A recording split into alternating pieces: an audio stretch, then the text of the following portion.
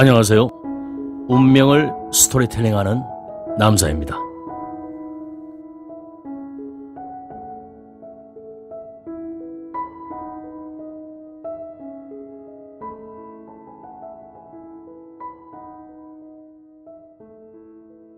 금의 기운이 지나친 사주팔자의 성격. 이번에는 금의 기운이 지나친 사주팔자의 특징에 대해서 알아보도록 하겠습니다.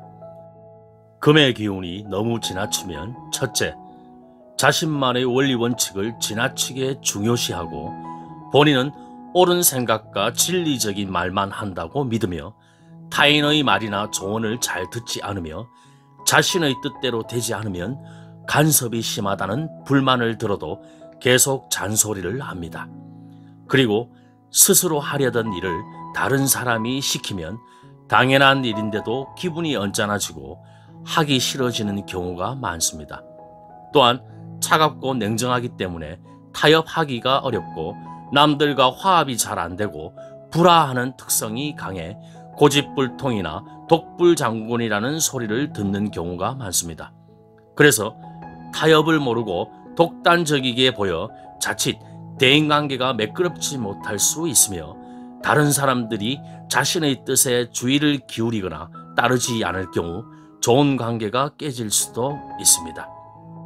둘째, 대인관계에서 맺고 끊는 것이 분명한 금의 기운이 너무 지나치면 까칠하거나 차갑고 비판적이며 비꼬는 말투나 송곳이나 칼날같이 날카롭고 매서운 말투로 상대방에게 마음의 상처를 주는 경우가 많습니다. 한 번씩 던지는 농담으로 주변 사람들을 웃게 만들기도 하지만 오래가지 못하고 본래의 날카롭고 매서운 말투가 드러납니다.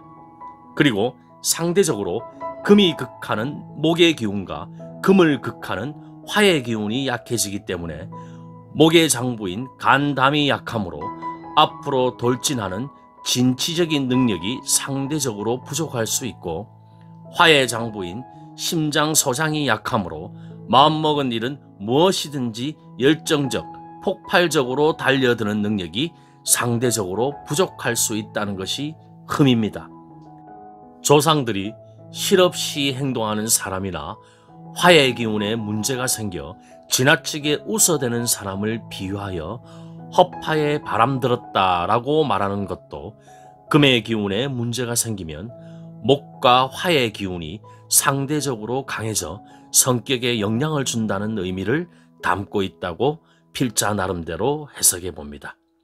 셋째, 심신의 조화가 깨어져 금의 기운에 문제가 생기면 그 정도는 사주팔자에 따라 차이가 있겠지만 슬픔에 잘 빠지는 경우가 많습니다. 그리고 자신이 정해놓은 규칙이나 결정, 가치관이 무너지거나 다른 사람과 토론을 하다가 의견이 맞지 않으면 쉽게 좌절감을 느끼거나 비관적인 생각을 하게 됩니다.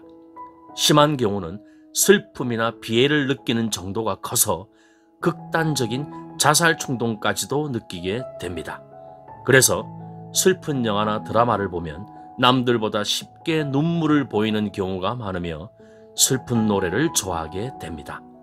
또한 자신이 어릴 적 살던 고향이나 만났던 친구들을 자주 그리워하는 편이라서 먼저 연락을 하게 되는 경우가 많습니다.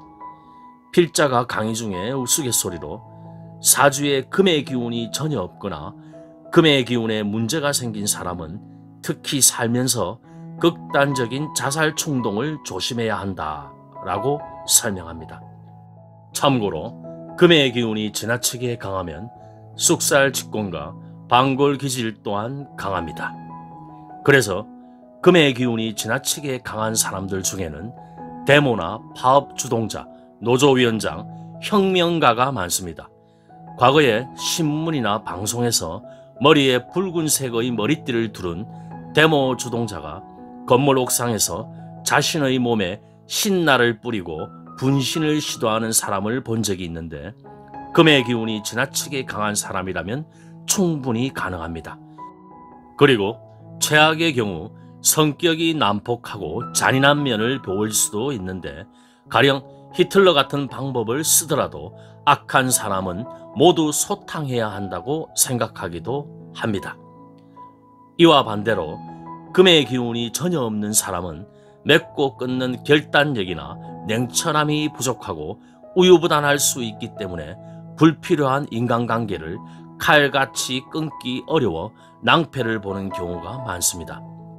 그리고 꼼꼼함과 치밀함이 필요한 분야에서는 재능을 발휘하기 힘들며 어느 결정적인 상황에서 자기 의도와 전혀 상관없이 의리를 지키지 못하는 상황이 벌어지게 될 수 있습니다.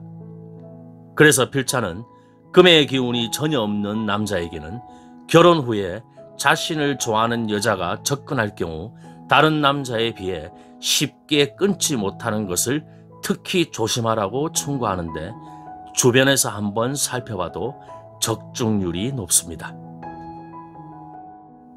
참고로 오행의 기운으로 보는 사주팔자의 성격이 혈액형 4가지로 보는 성격 파악보다는 월등히 뛰어나지만 사실 사람을 5가지로만 분류하여 그 사람의 모든 것을 파악하기에는 한계가 있습니다.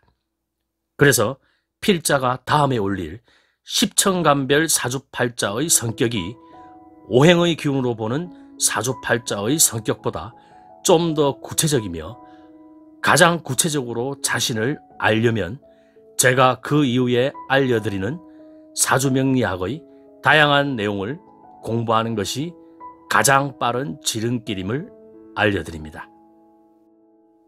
마지막으로 이 동영상 말고도 사주명리학과 정신세계를 이해하고 공부하시는데 도움이 되는 좋은 동영상들이 많으니 바쁘신 와중에 틈틈이 보시면서 훗날 자신의 운명을 스토리텔링 하는데 큰 도움이 되시기를 기원합니다.